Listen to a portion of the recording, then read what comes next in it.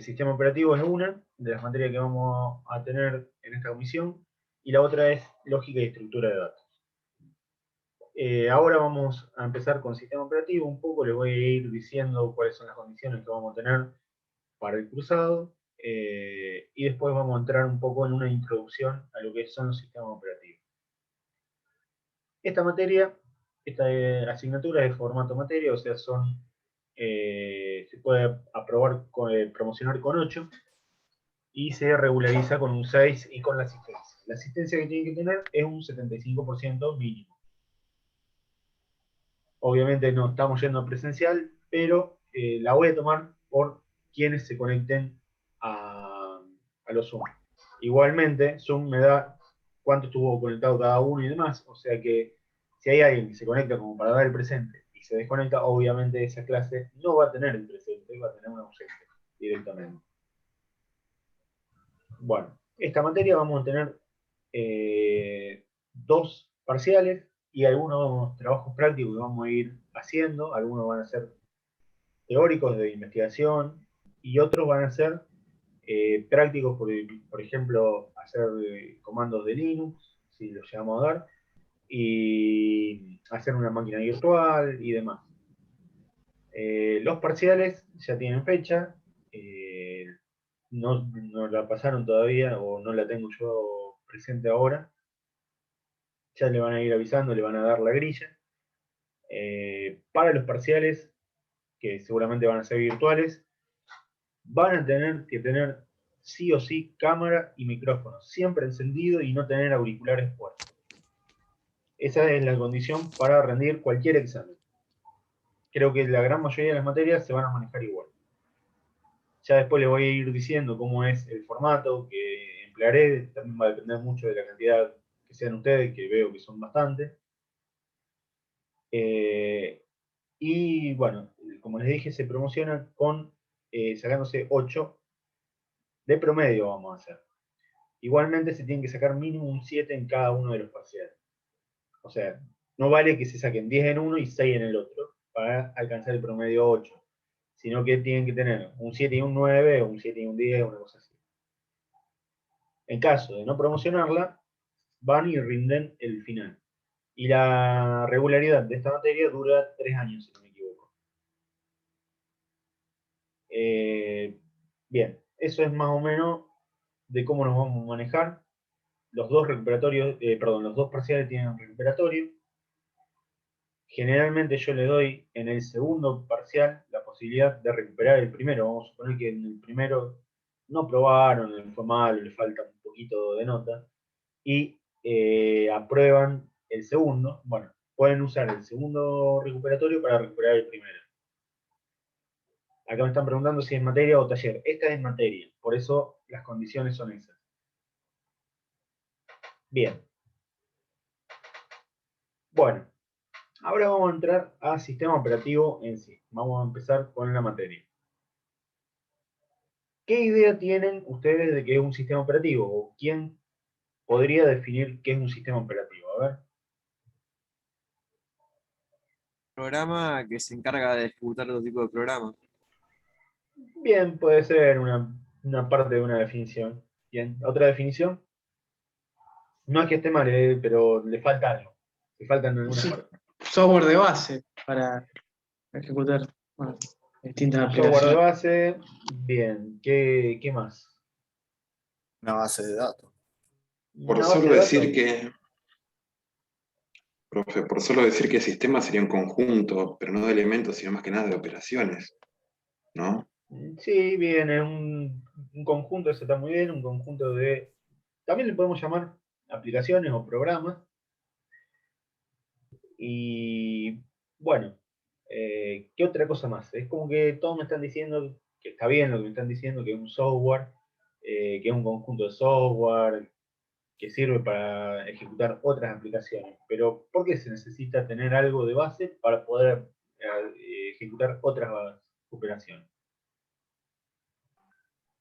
¿Qué les parece? Digamos, profe, buenas noches. Digamos que Buenas sería, noches. digamos, es un sistema operativo que permite manejar el mismo lenguaje o un lenguaje de máquina que permite levantar otro software, y es la conexión con el operador, digamos, que por ahí seríamos los seres humanos en principio.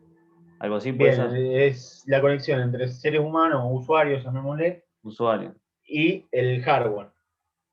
Claro, sería Claro. como un puente entre el hardware y Una capa y el que te software. abstrae. Claro. Exacto, eso me gustó que alguien dijo una capa que abstrae, eso va bien. Una capa que te abstrae del hardware, digamos, lenguaje de máquina. Bien, bien. Bueno, van encaminados. Igualmente, actualmente no hay una definición de decir esto es un sistema operativo, sino que se define desde distintos puntos de vista. Yo ahora les voy a compartir, les voy a mostrar un PowerPoint. Esperen que comparto pantalla. Y vamos a ir hablando un poco sobre eso.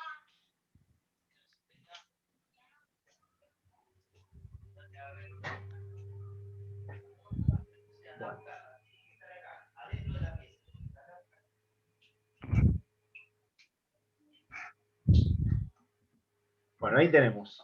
Esperen, corro esto para que no tape. Bueno, ahí tenemos un poco lo que les decía. Dice, ¿qué es un sistema operativo? Y dice, una primera definición de un sistema operativo podría ser, el sistema operativo es el soporte lógico que controla el funcionamiento del equipo físico, que es mucho de lo que me dijeron ustedes, y es la idea que se tiene siempre de un sistema operativo. Esperen que siguen accediendo gente.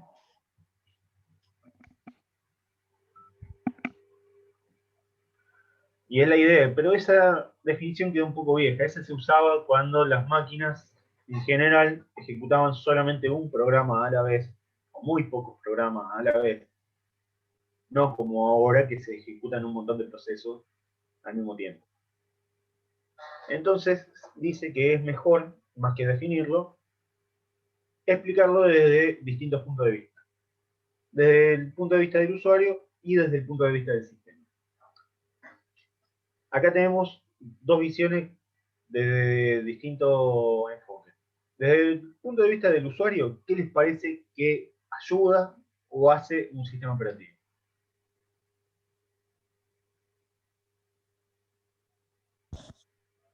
Repetí la pregunta, profe. Te brinda una Ejecuta interfaz. acciones Sí, que- desde el punto de vista del usuario. Sí, alguien iba a decir algo. Ejecuta una acción que ordenamos. Bien, ¿Puede bueno, ser? sí, está bien eso. Pero, ¿qué nos hace comparado con usar una computadora sin sistema operativo? ¿Nosotros podríamos usar una computadora sin sistema operativo? No podríamos Porque hacer te nada. faltarían servicios y aplicaciones para poder ejecutar esos programas. Claro, exacto. En realidad lo podríamos hacer funcionar una computadora sin sistema operativo. De hecho, las primeras computadoras no tenían sistema operativo, pero obviamente eran muy difíciles de manejar. Lo que hace más que nada el sistema operativo, desde el punto de vista del usuario, es facilitar la tarea, la programación, el uso de aplicaciones y demás. Y por otro lado, da seguridad para que nosotros no toquemos algo indebido, no cometamos errores. No nos enteramos de que le Lo hace más Fíjense. eficiente. Claro, exacto. Fíjense lo que dice acá, que es más o menos lo que estaba diciendo. Es un conjunto de programas y funciones que ocultan los detalles del hardware, facilitando al usuario la interacción con la computadora. Y esto se logra por la abstracción, ocultar la complejidad de la gestión del hardware y seguridad para restringir algunas operaciones que los usuarios pueden ocasionar daño. Como les decía, nosotros podríamos llegar a programar con ceros y unos si tuviéramos la posibilidad de poder traducir todo, pero un pequeño error ya sería cualquier cosa. Aparte que escribir un texto con 0 y 1 sería bastante difícil, por eso la abstracción es muy necesaria. Y la seguridad, como les digo, es para no dañar el sistema, más que nada para no perder información. Hay muchos métodos que tienen los sistemas operativos que están destinados a eso, a detectar posibles errores. Sería como un firewall. El firewall es para detectar problemas de afuera que entran. Pero esto, por ejemplo, te van a saltar si vos haces bucle infinito en una aplicación que quedaría eternamente ejecutándose, te va a tirar un error en algún momento, se va a dar cuenta de que entró en un bucle infinito y te va a tirar una excepción, te va a decir de que eso no se puede hacer, porque si no ahí clavarías la computadora, continuamente estaría ejecutando lo mismo y no le daría posibilidad de ejecutar otra cosa. Ahí entendí. Es como para protegerlo. También protegería de no sobreescribir otro programa. Eso después ya lo vamos a ver cuando veamos manejo de memoria. Si nosotros dejamos que un programa pueda escribir en toda la memoria RAM, y como hay varios ejecutándose al mismo momento, si nosotros no le ponemos un límite, un programa podría sobreescribir cosas del otro, y ahí arruinaría el otro programa. Entonces ya, a ver que justo me estaban hablando por el chat. El sonido lo tenés abajo para activarlo, Alexis. A ver.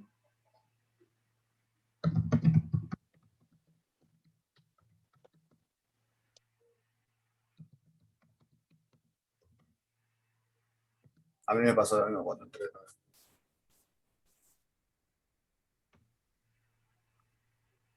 Sí, porque hay que configurarlo cuando entras. Sí, Tenés, sí. tenés que hacer como el test, ¿viste? Para que te lea los drivers. Si están a Bien. compu. Sí. Sí, la primera vez, después ya no van a tener problema. Bueno, seguía diciéndoles de que la seguridad es, por ejemplo, en memoria, que no se puedan pisar datos o información de otro programa. Y la abstracción, bueno, ya es lo que habíamos hablado, es para hacer más fácil el uso de la computadora al usuario. Claro, se respetan código para que no haya confusión. No. Claro, es más, te da una manera de comunicarte fácil. Nosotros el sistema operativo, el Windows, lo que vemos es la parte de arriba del sistema operativo. Es algo sencillo, algo que casi cualquier persona lo maneja. En cambio, sistemas operativos anteriores no eran tan amigables y había que usar, por ejemplo, código, ingresar líneas de código y demás para hacer distintas cosas. Por ejemplo, deben haber sentido hablar del DOS, que fue anterior al Windows. Y el Sí. DOS, por ejemplo, para cambiar un archivo de una carpeta a otra, teníamos que hacer toda una línea de comando. Se utilizaba la Ahora, consola, digamos. exacto, se utilizaba la consola. Claro. Ahora estamos arrastrando directamente ¿cómo es? El archivo de una carpeta a otra. Sí, ahora mucho más simple. Claro. Internamente después los dos hacen lo mismo. Más, nosotros todavía podemos hacerlo por consola, cambiar un archivo de un lado a otro. Antes se llamaba DOS, hasta el Windows 2000, y no sé si el XP también lo tenía como DOS incorporado como un programita más. Y después se empezó a llamar consola de comandos, que es lo mismo. Claro. Bueno. Y nos queda, desde el punto de vista de gestor de recursos. Y acá lo que dice es que el sistema operativo administra los recursos ofrecidos por el hardware para optimizar su rendimiento. Bueno, los más importantes, como nombra ahí, son el procesador, la memoria, la entrada y la salida, y la información, o sea, comunicarse con un disco rígido o donde esté guardada la información que necesitamos. Estos recursos, ahora cada vez las computadoras tienen más de todo, pero se pueden llegar a saturar y se necesita optimizarlo para, por un lado, que una aplicación, un proceso, no monopolice todo el tiempo de ese recurso, y por otro lado, para que no queden huecos libres. Algo que se pasaba en las primeras computadoras era que no había multiprogramación, eran monoprogramadas. ¿Qué quería decir esto? Que una vez que nosotros cargábamos un programa, teníamos que ejecutar ese programa y hasta que no se terminaba de ejecutar ese programa no podíamos pasar a otro. Entonces, había momentos que el procesador, por ejemplo, quedaba ocioso, no tenía que hacer nada. Por ejemplo, si nosotros solamente ejecutáramos un Word, mientras la persona está pensando qué tecla escribir, qué tiene que escribir, en ese momento el procesador no está haciendo nada y se lo podría dar a otro programa, a otro proceso, para que ejecute y use el procesador. Bueno, eso es lo que se llama multiprogramación. La multiprogramación es tener varios procesos corriendo concurrentemente, no simultáneamente, en una misma computadora. Entonces, vamos a llamarlo A, B y C. Vamos a hacer 3 procesos. El proceso A usa 10 microsegundos el procesador. Y después tiene que esperar 50 microsegundos para poder ejecutar otra cosa, porque está esperando una entrada o cualquier otra cosa que haya ido a buscar información al disco, lo que sea. Entonces esos 50 microsegundos quedarían ociosos, el procesador no estaría haciendo nada. Entonces ahí podría entrar el proceso B. Vamos a superar 15 microsegundos. Y todavía me están quedando microsegundos que ninguno de los dos está usando. Y ahí puedo poner un proceso C. Entonces, voy aprovechando esos tiempos muertos que tenía antes y esos 3 procesos que antes a lo mejor los tenía que correr y me llevaban 3 minutos cada uno, o sea, 9 minutos por ejemplo, ahora los puedo correr en 3 minutos y medio. Porque como se van intercalando para usar los recursos, no se pisan, no tienen que esperar que el otro termine y me permite agilizar muchísimo las tareas, los trabajos y todo eso. Eso es lo que se llama multiprogramación.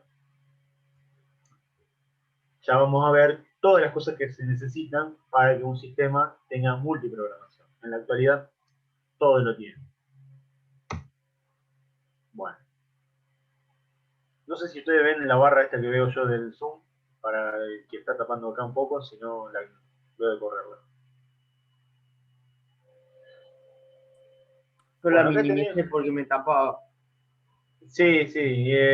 A mí no me deja minimizarla porque cada vez que alguien se quiere conectar y eso, salta de vuelta.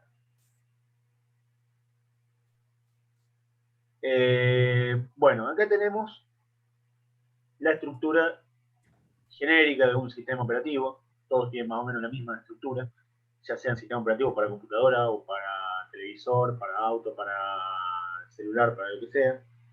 Tienen más o menos la misma estructura todo. Nosotros tenemos acá los usuarios y acá el hardware. Ninguna de estas dos cosas forman parte del sistema operativo. El sistema operativo está, como bien dijimos antes, entre los usuarios y el hardware. Y tenemos 3 partes. En realidad el sistema operativo cuenta con 2 principales, que son el shell y el kernel, y los drivers que se incorporan para poder usar algún hardware específico. Que es agregado, generalmente son los periféricos, ¿no? Bueno. El kernel es el núcleo del sistema operativo, es lo más duro, lo que no tiene nada gráfico, no tiene nada para facilitar las cosas, sino que hace lo que tiene que hacer de la manera más eficiente posible que tenga, que se haya programado. Se encarga de toda la seguridad, de todo eso.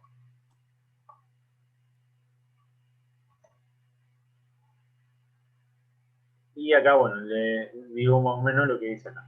Dice, parte fundamental del sistema operativo, facilita a los distintos programas el acceso seguro al hardware de la computadora o en forma básica es el encargado de gestionar recursos. Como hay muchos programas y acceso a hardware y el acceso al hardware es limitado, también se encarga de decir qué programa podrá hacer uso de cada dispositivo y hardware y por cuánto tiempo. Es más o menos lo que le estaba hablando antes. No puede permitir que un proceso monopolice el uso o del procesador o del disco o de una entrada y salida, porque puede hasta quedar colgada la máquina y bueno, eso pasaba en las primeras que no tenían todo esto, quedaba siempre ejecutando lo mismo y no terminaba nunca. Y después, que acceder al hardware directamente, ya lo hablamos, sería muy complejo. Bueno, esto dice, esconde todas las complejidades. El kernel se puede repetir de un sistema operativo a otro. Ustedes pueden ver sistemas operativos que son muy distintos visualmente, hasta se pueden manejar distintos, tener distintos atajos de teclado y demás, y mantener el mismo kernel. Por ejemplo, muchas distribuciones de Linux usan un kernel común y después por fuera cambian mucho. Aparentan ser muy distintas, pero usan el mismo kernel. Alguien iba a aportar algo. Disculpe, profe. ¿Está bien si lo pienso como que, por ejemplo, Linux y Macintosh son el sistema y Unix vendría a ser el kernel, o estoy equivocado? En parte, está acertado y en parte no. Unix es en el que se basan la gran mayoría de los sistemas operativos. Después se fueron modificando y cada compañía ha tenido modificaciones sobre esa estructura básica. Después, por ejemplo, en el que más se da es en Linux, porque vos tenés diferentes distribuciones, con pequeños cambios en cada una. Podés tener el mismo kernel, o sea, la misma parte, la misma máquina, pero después visualmente son muy distintos, incluso están optimizados para distintas cosas, algunos. En Windows hay algunos que son parecidos, usan más o menos el mismo kernel, pero en sí las distribuciones tampoco se ven tan distintas de una de otra. Por ejemplo, Windows Pro, Windows Home, Windows Enterprise, todo eso, usan el mismo kernel, eso no hay duda. Pero tienen diferentes cosas al alcance del usuario, cuanto, bueno, el Home es el más básico, el Pro más o menos el medio, pero eso ya es parte del shell, más que nada. Es más, hay muchas aplicaciones que se podrían, o procesos, que se podrían usar desde el Home, que están en el Enterprise. La parte del kernel es igual, es idéntica en esos tres. A lo que voy es que visualmente se ven iguales también. En cambio en Linux no siempre se ven iguales. Y eso nos da parte del shell. El shell es la parte visible que tenemos nosotros, la interfaz gráfica. No todos los sistemas operativos tienen interfaz gráfica, pero la gran mayoría. Ya en la actualidad creo que casi todo, incluso hasta el sistema operativo, no sé, de un televisor tiene una interfaz gráfica. Sistemas operativos que no tengan interfaz gráfica en este momento, algunos cajeros todavía quedan que son solamente texto, no tienen nada gráfico, pero al menos tenemos algo visible, algo que es amigable con el usuario. Y es lo que permite que los programas se ejecuten. Es más libre, acá no tenemos peligro de cometer algún error, de seguridad, o sea, andamos en alguna macana que perjudica a otros programas o a otros procesos. Y después, el shell se va a comunicar con el kernel, una vez que nosotros mandemos una orden, el shell se va a comunicar con el kernel y va a ver si es posible hacerla o no. Generalmente ya sí, porque hace un primer filtrado, pero puede darse el caso de que salte alguna excepción. Por ejemplo, si hacemos un programa que tenga que dividir por cero. Si en algún momento tiene que dividir por cero, eso la computadora la enloquece, no sabe cómo manejarlo. Es más, se va a colgar si no tuviera algún método de protección. Entonces, ahí va a saltar alguna interrupción, que vamos a ver qué son, eso lo vamos a ver más adelante, que no va a permitir hacer esa operación. Y acá es donde visualmente va a cambiar uno de otro. Es lo que les decía de las distribuciones Linux. Y es más, en Windows, por ejemplo, en Windows 7 a Windows 8, el kernel no cambió tanto, pero el shell fue totalmente distinto. Lo mismo pasó de Windows 8 a Windows 10. Ahí ya sí cambió un poco más el kernel, pero el shell cambió muchísimo, volvió a lo que era más parecido al Windows 7.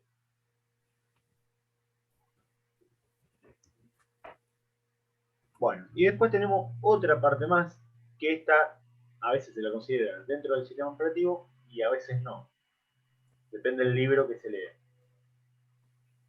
Son los drivers. Los drivers, antiguamente, cada vez que nosotros teníamos que conectar algo, venía un disquete o un disquito para instalar el driver. Hasta los mouse al principio traían su driver. Los teclados, todo. Ahora, en la actualidad, más que una impresora, que en la gran mayoría de las veces se baja de internet, es raro que estén en disco o disquete. Bueno, esto lo que permite es que le da a la computadora las indicaciones de cómo manejar las señales eléctricas que manda el dispositivo o el hardware instalado ahora, el nuevo, que no estaba preparado cuando se instaló el sistema operativo. Después vamos a ver cuando instalemos un sistema operativo, no sé si alguno instaló alguna vez un sistema operativo. ¿Tienen alguna experiencia en instalar un sistema operativo? Sí. Sí. Sí. Sí. Bueno, Linux, Windows. está bien, bárbaro. Ubuntu también. Los que han instalado Windows, sistemas operativos más viejos, incluso anteriores a XP, o hasta XP algunas cosas, en algún momento decía instalar los drivers. Antes de empezar te largaba un cartelito que te decía tenga todos los discos de drivers a mano y demás. Bueno, en Se algún hacía por momento DOS, del perdón. proceso. ¿Cómo? Se hacía por DOS. Claro, exacto. En algún momento de la instalación te decía que empezaran a instalar los drivers. Te decía, tal dispositivo. Generalmente era con un código, entonces tenías que saber qué dispositivo tenía ese código. Era bastante engorroso. Tenías que saber en qué orden lo iba a pedir y demás. Bueno, entonces vos metías el disco, sacabas el disco de la instalación de Windows y instalaba, ponías el driver, se instalaba ese driver. Te decía, puedes sacar el disco, bueno. Iba haciendo cambiar los discos continuamente y después seguía con la instalación. En esa época, internet no era tan común que estuviera en las computadoras como estamos ahora, que prendemos la computadora y ya está conectada a internet. Después, más adelante, lo que hacen los sistemas operativos es, ven todo el hardware que tienen instalado en la computadora y se conecta a internet y ya baja los drivers. Además, ahora los drivers están mucho más estandarizados. Por ejemplo, los mouse ya se manejan siempre igual, mandan la misma señal. Entonces no hay problema. Los teclados también. Pero en un principio cada empresa tenía su forma de mandar información eléctricamente desde el dispositivo a la computadora. Entonces por eso eran tan importantes los drivers. Ahora no quiere decir que no existan, pero se bajan solos. Incluso muchas veces cuando conectamos un celular nuevo a una computadora, aparece un cartelito en la esquina inferior derecha y dice instalando driver o instalando controladores. No sé si lo han visto. Sí, sí. Bueno, eso es porque el celular ya lo trae incorporado en el mismo celular, los drivers necesarios. Otra cosa que pasaba, antes que ahora ya no tanto, es que cada sistema operativo también manejaba distinto lo que recibía. O sea, vos ibas a instalar una impresora, tenías que tener el driver para Windows. Lo ibas a instalar la misma impresora en Mac, tenía que tener el driver para Mac. La iba a instalar en Linux, por ejemplo, tenía que tener el driver para Linux. Así. Y ahora no, ahora está más estandarizado todo eso, no hay tanto problema. Sí, como les digo, las impresoras todavía siguen trayendo los drivers, pero más que nada es para configurarlas y demás. Lo mismo en una cámara, cosas así. Ahora no hay que instalarlo, pero siguen siendo ese intermediario entre el periférico y el sistema operativo. Sí, Sigue estando. sigue existiendo. Lo que pasa es que al estar tan estandarizado, muchas cosas ya están dentro del sistema operativo. O sea, la importancia es la misma, siempre. La importancia es siempre la misma, exacto, no cambió. Joya. Sí que ahora hay muchas cosas, por ejemplo, los mouse y los teclados ya no hay chance de que te vengan con un driver. Ah, ya estamos automatizados, antes era todo manual. Claro, y aparte que cada fabricante lo hacía como quería. Y te decía, bueno, yo lo hice, por ejemplo, no sé, vamos a suponer, les doy un ejemplo, que el cable del mouse tenía 8 cablecitos adentro.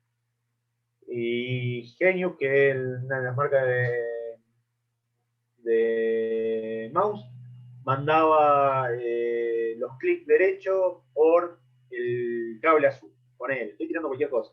Y otra marca como es de mouse, en vez de mandar los clics derechos por el cable azul, lo mandaba por un cablecito verde que estaba en otro pin del conector. Entonces la computadora tenía que saber por qué pin le estaba llegando cada cosa. Y bueno, todo eso se estandarizó, entonces ya eso permitió que fuera más fácil.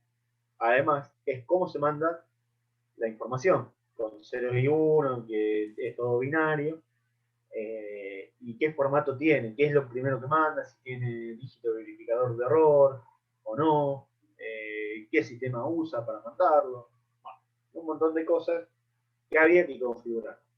Ya ahora, de estar todo estandarizado, todo eso se instala con el sistema operativo.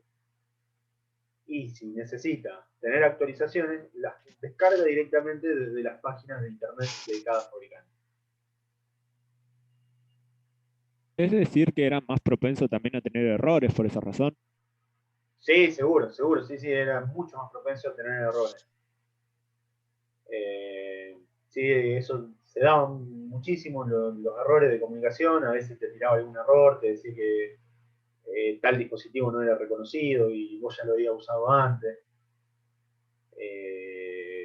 A veces cuando iniciaba la computadora, que ahora ya no se ve porque lo hace rapidísimo, te iba poniendo qué hardware iba apareciendo, qué hardware iba encontrando y detectando. Y te tiraba, ponele, unidad de disco externo, o sea, la del CD, no reconocida.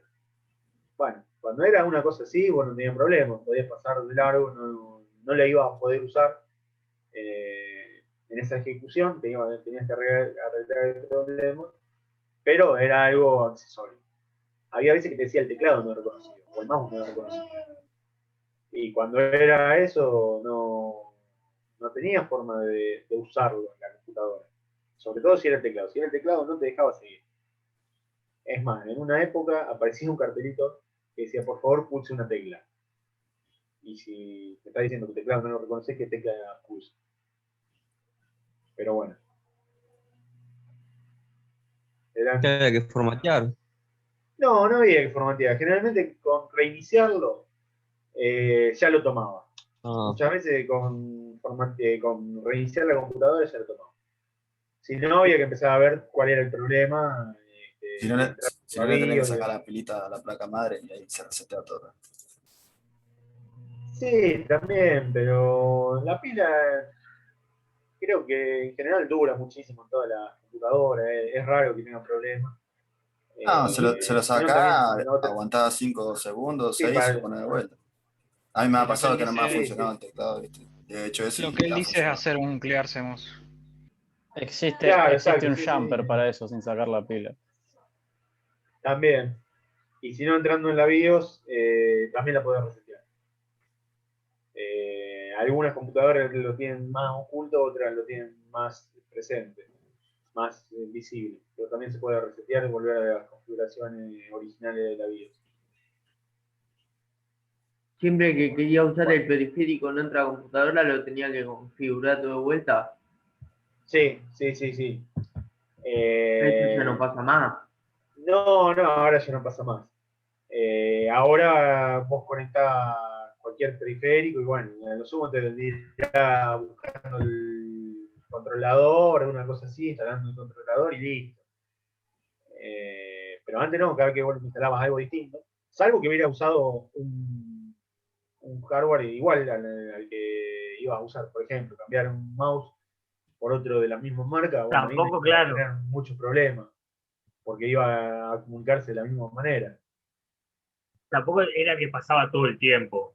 No, o sea, tampoco era era todo cuando el te tiempo. comprabas exacto. un mouse nuevo, cuando comprabas un teclado nuevo. Era muy raro que te pasara en el momento con un teclado, o el teclado estaba muy viejo. Pero me duele que sea algo tan, como para decirlo notorio, porque para mí fue el año pasado esto con la computadora de mi casa. Claro, sí, pero no, pero sí lo era sabía. algo que pasaba cuando vos configurabas por primera vez las cosas. Que se instalaba el driver y una vez que se instalaba ya estaba, ya queda, salvo que lo desinstalara, pero ya quedaba. Hay muchas veces que sigue exigiendo eso. O buscar y descargar en la página del fabricante el controlador o el driver. Sigue pasando mucho. Por lo menos a mí me pasa bastante. Sí, así es, eso sí, pero Sí esos son pasa. controladores aparte para Sí. mouse y teclado específico. Pero con la internet de las cosas lo conseguís al toque. Antes tenías que buscar el CD, Claro. acordarte qué cajón estaba el CD, que venía antes. encima, eran re chiquititos, Sí. y era un bodrio. O antes el Sí, disquete sí. encima, y ver Que el no se solo te el raye que o tenía se arriba de te- la mesa. Claro. Claro, eran Eso CD sí, más chicos. eso Ah, sí, Que no pero se lo te que yo raye digo el es que, CD, nada de eso. lo que yo Que digo no es que se te raye igualmente el CD, ahora, que Y no claro, deje que el no se te disque mal raye. puesto. Sí. Era como en la Play, ahora se te está mucho rayaba así, chao, juego. también lo tenés que ir a buscar manualmente a la página. Me he tocado muy pocas veces que se me descarga automático. Bueno, pero buscar manualmente a la página es una boludez. Claro, pero aparte no es lo más común que pase que te pida que vayan manualmente. Salvo para una impresora, una cámara, cosas así. Pero conectar una unidad de disco externo, un mouse, un teclado, una Ya lectora de Windows, CD, Windows DVD, 10 todo lo eso. reconoce en el momento. Exacto, lo reconoce al Claro, momento. La gran mayoría de todas es- esas cosas ya está. Ya no según tengo tenés que entendido, programar. además Windows 10 tiene controladores ya de base, tipo, para Exacto, diferentes tipos sí, de sí, sí. dispositivos. O sea, no Claro, tiene por que eso le descargar digo. nada Claro, muchas veces. porque ya están estandarizados muchas de esas cosas, de cómo se comunican. Los mouse se comunican todo igual ahora. Antes no, porque no estaban estandarizados y cada fabricante lo hacía a su manera. Hacía su software, su hardware, lo manejaba de una Pero ahora manera hay como un totalmente estándar de distinta. fabricación, digamos. Claro, ahora hay un estándar de fabricación que es ¿cómo llamarlo? Una organización mundial de todo lo que es electrónica, que es la IEEE, que estandariza todo, todos los cables, todo está estandarizado. Es Claro. más, hace 20 años atrás vos tenías que tener adaptadores para conectar distintas cosas. Si eran de distinta marca, bueno, tenías que ver si el conector lo tenía tu computadora o no. Ahora la gran mayoría de las cosas es todo USB, lo conectás, listo, no tenés problema. Sí, Era bastante tedioso. excepto los procesadores. Los procesadores sí tienen que sí o sí cambiar la placa madre para poder Bueno, conectar. pero eso Eso interno. sí. Estamos hablando de cosas periféricas que se instalan después de que ya instalamos el sistema operativo. El Y aparte procesador, se obviamente, instala, lo tenés que cambiar toda la placa. Eso sí. Claro, por el socket. Exacto. Claro, más que nada en la parte de cableado y todo eso, y se empezó a respetar, pero si hablamos en tema de driver, hay algunos que los cambian, porque hay mouse que llevan distintos drivers que otros, qué sé yo. Yo tengo un mouse que es un Razer Chroma, que por ejemplo yo tengo que descargarle sí o sí los drivers adecuados para poder sincronizar los DPI, por ejemplo, para que Claro, pero sea o diferente sea, la funcionalidad. Windows todo. te Eso es reconoce más la ya el mouse. personalización del mouse, igualmente digamos. es para personalizar, pues ya Claro, detrás eso es anda, es plug and personalización. play el tema de cómo anda. Antes ni siquiera se movía el mouse. Ahora Exacto, vos no conectás se el mouse, movía. cualquier mouse te va a reconocer que es un mouse. A lo mejor eso que tienen Pero por 17 eso botones decía, el mouse no te lo en va el a tema, reconocer todos los botones, pero para claro, usarlo con un mouse común sí no va a tener problema. claro, el tema de conexión sí, te lo va a leer todo, lo vas a poder utilizar todo el mouse, pero después en tema de como dijo antes, para personalizarlo o dejarlo a tu gusto, sí, tenés que descargarle algo aparte sí o sí. Mismo Claro. pasa con los controladores de pantalla también. Claro, también. Exacto. Pero bueno, los controladores de Totalmente, pantalla muchos los tiene Windows y otros los descarga automáticamente Windows conectándose él a la página del fabricante. ¿Qué dice? Igual ahora están viniendo mucho inalámbrico o por Bluetooth, o sin cable sería. También, Mouse. también sí, algunos son con un USB que se conecta y otros usan el Bluetooth de la computadora si es que tiene Bluetooth la computadora, ¿no? El USB usándose como receptor. Claro, el USB como receptor. Yo, por ejemplo, tengo uno así. Tengo un USB chiquito que se conecta, me ocupa un puerto USB, pero bueno.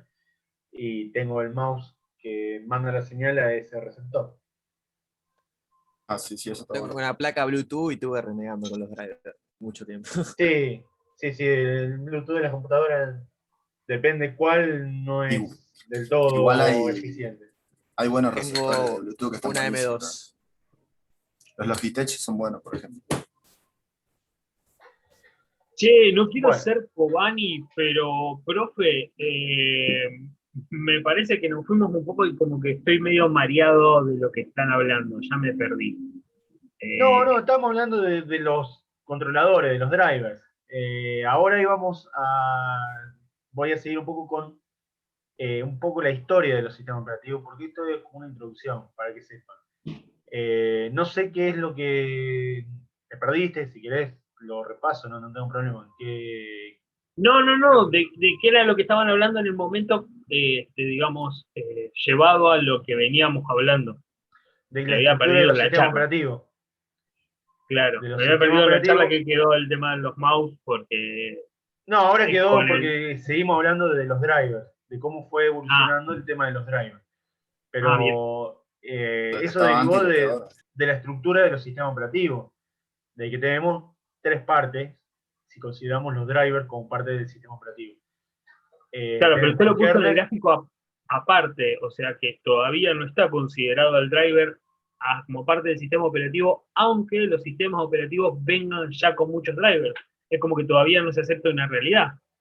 No, eso lo dejé así yo en el gráfico, porque depende del libro que se use, algunos lo toman como que es parte del sistema operativo y otros no, a los drivers.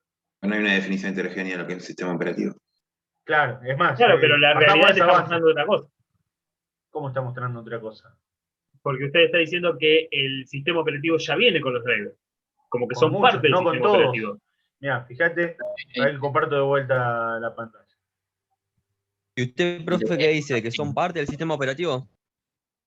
Yo lo seguiría considerando, al menos los que no están integrados al sistema operativo, como drivers externos, como que no son parte del sistema operativo.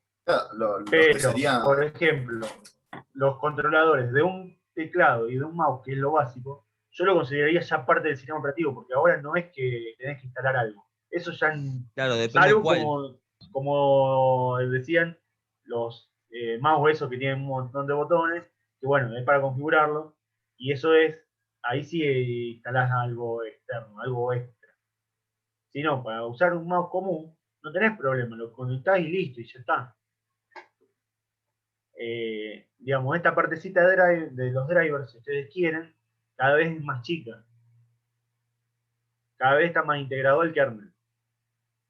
Cada vez está funcionando todo más al kernel. Exacto. Si se fijan, yo acá lo puse todo como en cuadrado, justamente por eso. Es por las dos definiciones que pueden llegar a encontrar, depende de dónde lo busquen. Ah, claro, ahora se entiende lo que digo. Bien. Bueno, esperen que quiero mostrar otro apunte de cómo fue evolucionando un poco lo que es un sistema operativo en base a cómo fue evolucionando también la computadora. Igual Windows 10 mejoró una banda. Profe, perdón que lo interrumpa. Perdón, estaba hablando.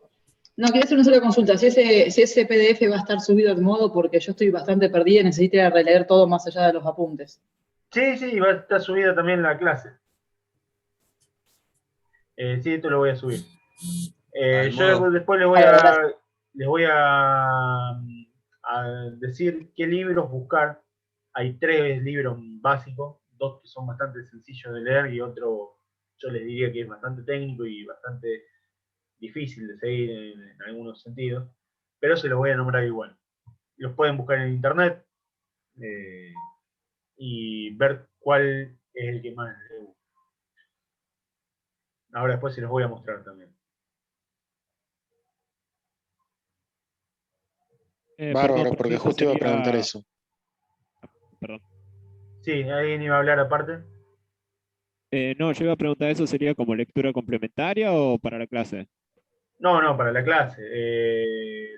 Yo les voy a decir qué buscar en cada libro, por ejemplo. Les puedo ir dando esa guía. Y ustedes son libres de leer otros libros también. Buscar en internet también. Pero siempre asegúrense de buscar en fuentes confiables, no buscar en cualquier lado. Porque hay muchas veces que lo que aparece no es del todo confiable. ¿cómo sabemos cuáles son las fuentes confiables? Y generalmente para saber que una fuente es confiable, tienen que tener la bibliografía que se usó para hacer ese artículo.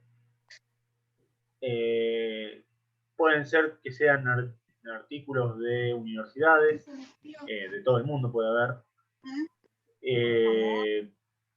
Yo desconfiaría de, por ejemplo, páginas como Wikipedia o ni que hablar de monografía o el Rincón del Vago, que todavía creo que sigue existiendo.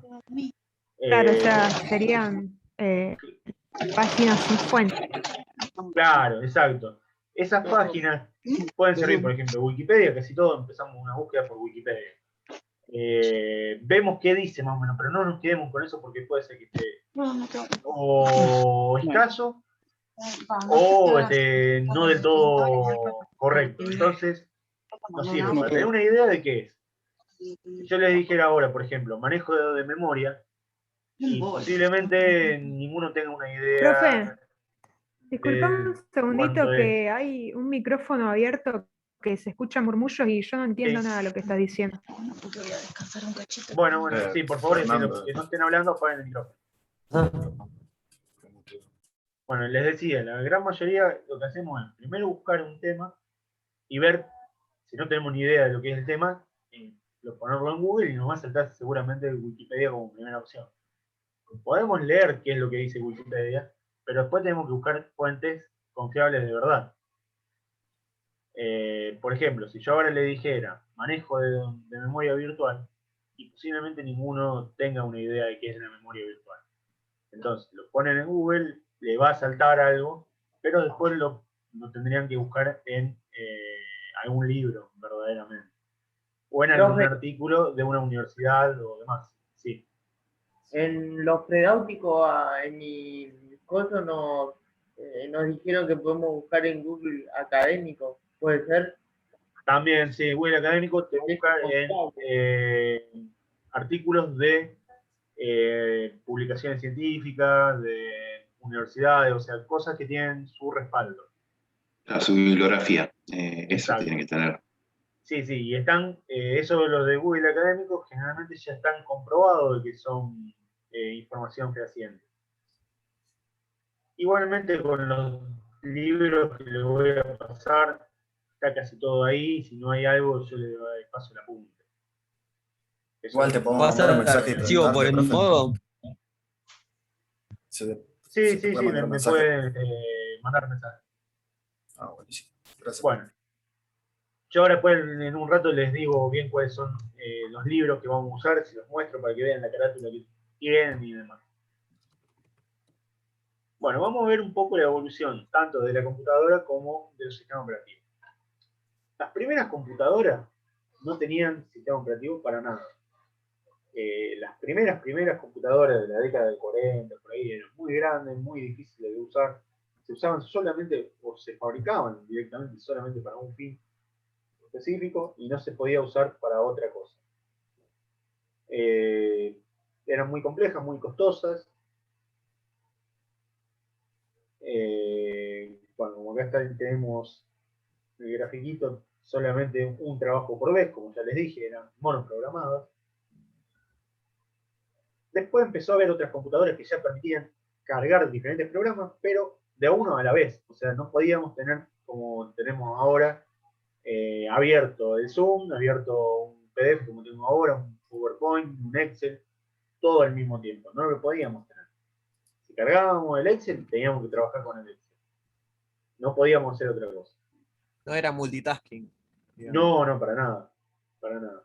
¿Era más una limitación de memoria o una limitación de capacidad de No, una interpretación, limitación por de así decirlo? diseño directamente. No estaba pensado de que alguien Poca ejecutara. limitación de todo. Claro, no estaba pensado para que alguien ejecutara muchas cosas a la vez. Obviamente, no tenía el poder de procesador que tiene cualquier computadora ahora. No tenía la memoria que tiene cualquier, no computadora, cualquier celular, por más básico que sea. Es más, la gran mayoría de las primeras computadoras no tenían ni siquiera una pantalla para mostrar. Se configuraban con conexiones de cables que se iban intercambiando de un lugar a otro. O sea, no era que una persona se sentaba, usaba la computadora como ahora, no. Tenía que ser alguien que supiera usarlo. El primer programa no fue una prueba de lanzamiento del El precio. Discúlpame, no te escuché por los micrófonos abiertos. Por favor, los que no estén hablando, Micro abierto. apaguen los micrófonos. el primer programa no fue una prueba de lanzamiento de misiles. Uno de los primeros programas, pero sí, hubo anteriores. La gran mayoría de las cosas que hay en computación empezaron para fines militares y bélicos. Y después se Claro, fueron de pasando. Turing, Exacto, la de Turing también. el código binario. Bueno, no, el código binario no, el código Enigma fue el que descubrió Turing. Sí, pero trataba un código binario y funcionaba la máquina esa. Sí. Todas las máquinas, incluso las actuales, funcionan con un código binario. Bueno, como les decía, todo lo que se hizo en computación, en primer lugar, se hizo con un fin o bélico o a lo sumo de una investigación científica de alto nivel. Bueno, esas fueron las primeras. Ya después, lo que tenemos acá, nos permite tener una consola, que antes no la tenían las primeras. Una consola para ingresar datos. O un lector de tarjeta. Y tener un impresor. Todavía pantallas eran muy pocas las que tenían. Podía haber alguna con pantalla, pero no mucho. Los lectores de tarjeta leían tarjetas perforadas. No sé si alguna vez vieron una. Para que se den una idea, eran tarjetas del tamaño de, no sé, unos 20 centímetros por 10, más o menos, una cosa así. Sí, que tenían agujero. Que tenían agujeritos. Y eran tarjetas de cartón, tipo como son las cartas de los naipes, pero un poquito más gruesas. Entonces, se tenían que perforar, a veces al principio se perforaban manualmente, y se metían en el lector de tarjeta. El lector de tarjeta interpretaba todos esos agujeritos y pasaba la información a la computadora. Y la computadora la podía mostrar o imprimiendo algo, que no era una impresión nada que ver con lo que es ahora, sino código, generalmente, o imprimiendo otra tarjeta. Entonces, el usuario, el programador, leía lo que había devuelto la computadora, interpretaba lo que decía eso que había mostrado la computadora, y bueno, y ahí lo convertía para ver cuál había sido el resultado de su ejecución. Como eran tan difíciles de manejar y tan caras, tan costoso mantenerlo, no se dejaba que los usuarios la usaran directamente, sino que había alguien que era el operador de consola, que era alguien que la tenía bien clara, sabía cómo manejar la computadora de la forma más eficiente posible. Entonces, como habíamos dicho, solamente se podía cargar un programa por vez. Y los usuarios iban llevando sus trabajos para ver que lo ejecutara esta persona en la computadora. Vamos a suponer que nosotros llevamos distintos trabajos, algunos que son de Word, otros de Excel, otros son PowerPoint, otros no sé, otros son para hacer una cuenta matemática. Entonces, lo que hacían los operadores era juntaban todos los trabajos que eran de Word, pongámosle. Entonces, cargaban el Word una vez y ejecutaban todos esos trabajos uno tras de otro.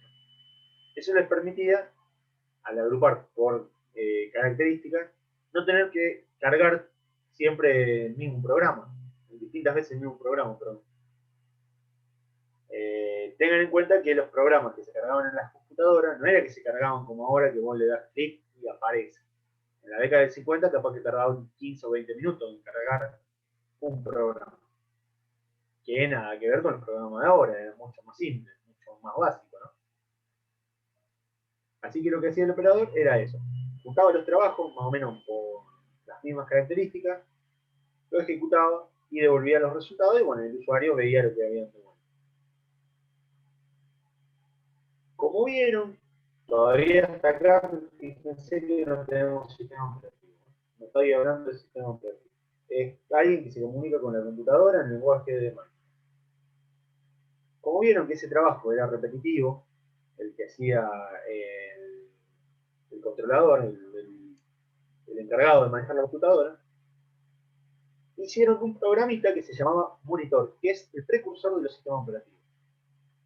Acá lo que tenía era un secuenciador automático de trabajo, un intérprete de tarjeta de control y los controladores software de entrada y salida, y acá aparecen los drivers. Entonces, esto era lo que se cargaba en la memoria de la computadora. Se cargaban los drivers de los dispositivos, el secuenciador, el intérprete de tarjeta de control y el programa de usuario. Y obviamente todos los archivos del usuario.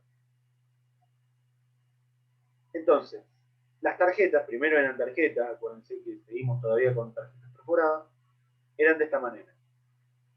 Cada una tenía una sentencia, estaban los programas, los datos del programador. Fíjense que las que no dicen programa Fortran o datos del programador tienen alguna palabra reservada, como para que la computadora sepa qué tiene que hacer. Entonces, de esta manera, el usuario, perdón, el controlador de la computadora, la persona que administraba la computadora, lo único que hacía era cargar todas estas tarjetas de una vez. Y la computadora lo iba haciendo automáticamente, el programa Monitor lo iba haciendo automáticamente de pasar de un programa a otro y de un archivo a otro, y después devolvía todos los valores de una, más o menos, lo mismo que hacía antiguamente el controlador, la persona que controlaba la computadora. Esto lo hacía automático, o sea, lo hacía mucho más rápido porque no tenían los tiempos muertos de una persona de sacar una tarjeta y poner otra, porque esto lo hacía antes. Incluso hasta a veces se cargaba en una cinta magnética, que mejoraba el rendimiento de eso.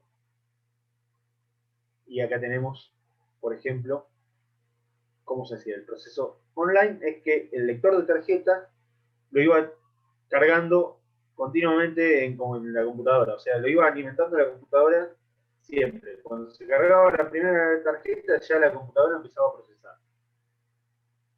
Acá podíamos tener un tiempo muerto, porque una persona no es tan rápida como la computadora.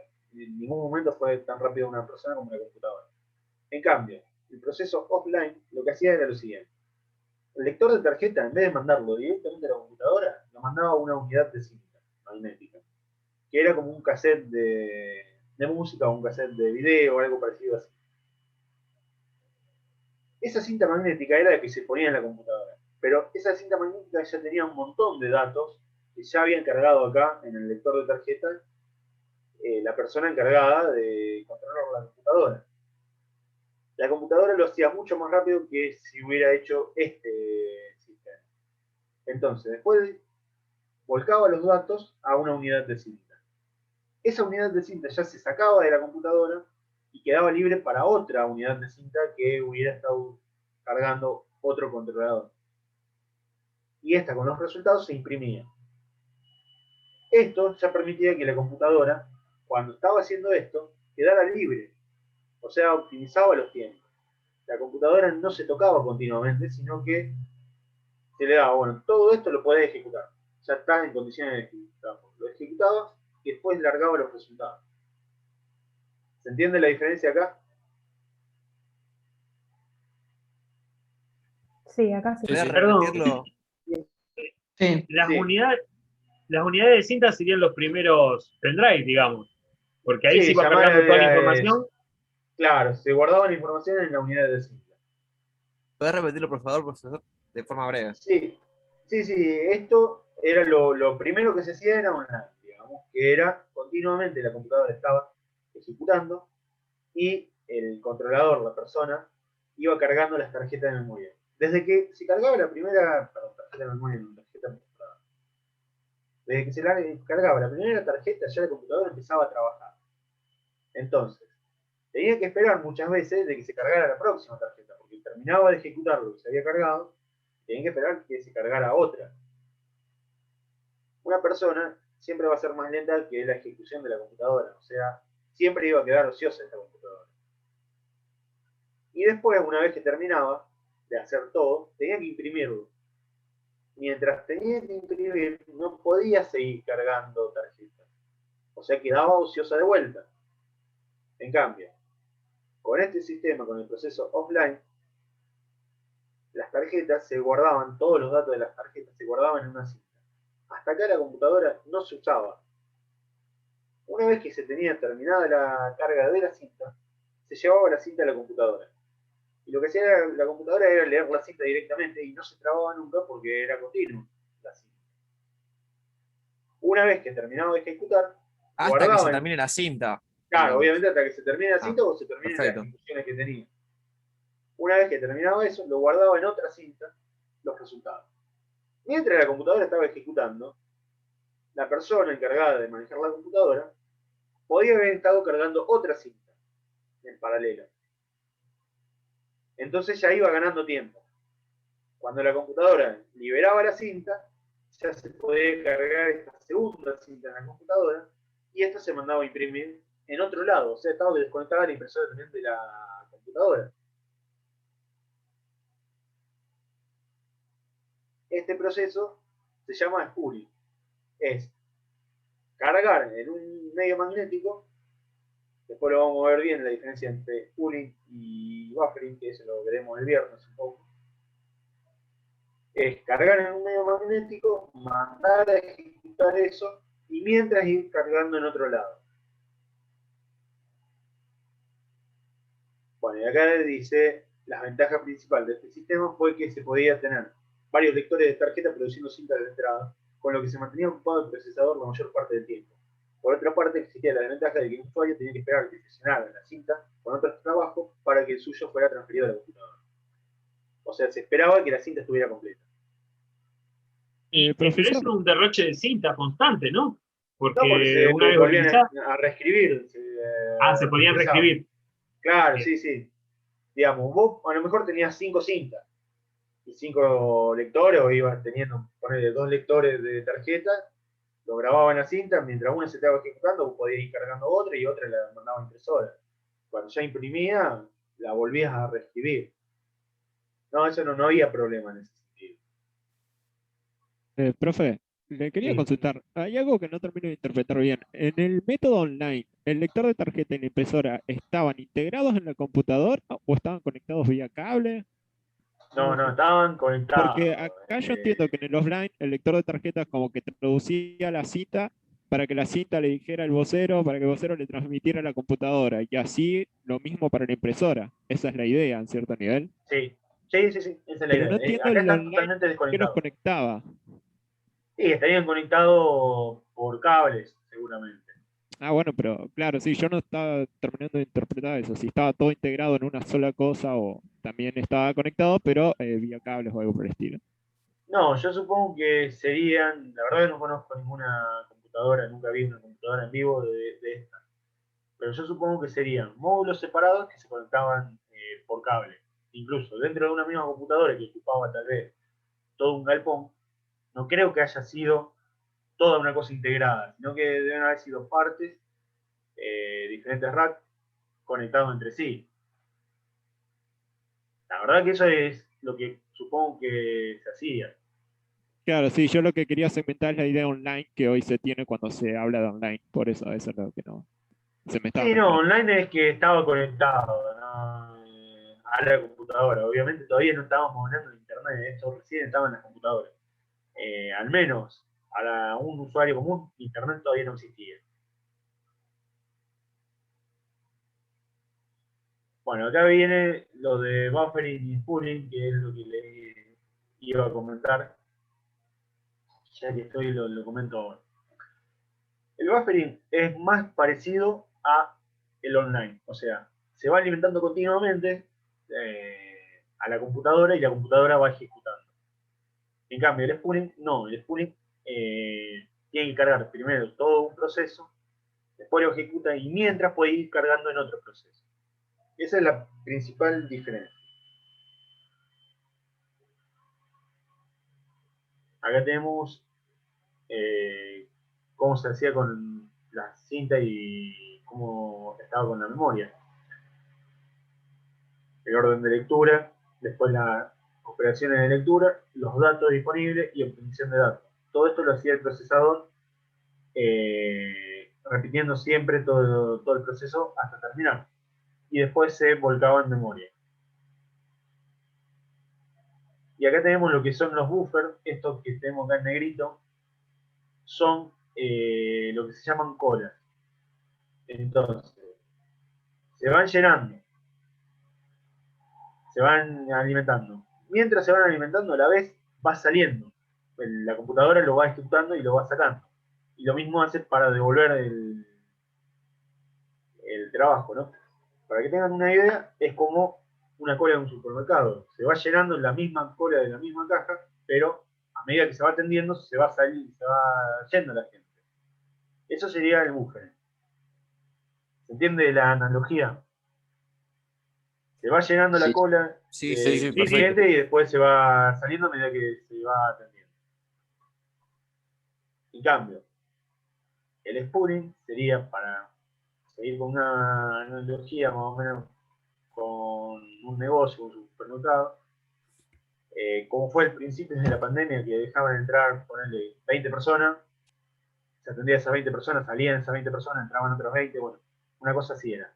Se llenaban 20 personas, un grupo de 20 personas, se armaba un grupo de 20 personas, entran, salen y viene otro grupo de 20 personas. Mientras uno en un grupo está adentro, se está formando otro grupo, distinto. No es el mismo, no es algo continuo como en el buffer, en un buffer. Esa es la diferencia principal entre el spooling y el buffer. Llevándolo hasta términos del sistema operativo, el buffer alimenta el mismo proceso que se está ejecutando. El spooling alimenta a otro proceso que no se está ejecutando mientras se ejecuta un proceso en paralelo. Cuando se termina de ejecutar ese proceso que se estaba ejecutando, se intercambia. Lo que había alimentado el spooling pasa a ser procesado y lo que se procesó se puede recargar con más información o más datos, más entrada y salida, lo que sea. Tenemos esa principal diferencia entre los dos sistemas. Fíjense, acá tenemos un sistema con spooling. El terminal guarda directamente en el disco. El disco pasa a la CPU. Acá esta flechita yo la pondría por fuera, no la pondría por dentro de la computadora. Si bien está conectado a la computadora el disco, para que se entienda de que no pasaba por la CPU, sino que se guardaba, yo lo pondría por fuera. Bueno, se alimentaba un proceso, se ejecutaba, se volvía a disco, pasaba a ver otro proceso que ya se había alimentado previamente y así continuó. En la actualidad, lo más parecido que tenemos a spooling son las impresoras normales, la impresora de tinta, ¿no? ¿Qué hacen en general? Cuando nosotros mandamos a imprimir algo, nos suele aparecer acá abajo un cartelito que va leyendo todas las páginas y recién ahí empieza a arranca la impresora. O sea, leyó todas las páginas y las mandó a imprimir de un archivo. Si nosotros usáramos un buffer, tal vez, si mandamos a imprimir distintos archivos a la vez, puede que se mezclaran los datos de uno con otro. Y no es lo que queremos. Que salgan las hojas intercaladas, por ejemplo. Entonces, lo que hace es cargar a la impresora, mandar a la impresora primero todo un archivo y después manda todo el segundo archivo y así. No los intercala. Por eso es lo más parecido que tenemos un spooling en la actualidad. ¿Alguna pregunta hasta acá? No, yo no. No. Bueno. Diría que no. De momento. No. Bueno, les voy a tomar bien asistencia porque había empezado al principio a tomarle asistencia y después como empezaron a entrar más, hay algunos que todavía no les pasé el presente. Profesor, por las dudas yo entré tarde porque a las 7 es muy complicado, yo le pasé el certificado por Edmodo. No sé. Yo puse a las 7 el horario de la reunión porque el Zoom no me permite poner 7:20, simplemente por eso yo le había aclarado que entrábamos a las 7:20. Como me conecté a las 10 y vi que había muchos conectados, ya los dejé entrar, simplemente fue eso. No, igual suelo, 7:20 también suelo llegar justo, por eso le pasé por Edmodo Está bien, el certificado para que lo tenga. Me recomendaron eso en el propedéutico, por eso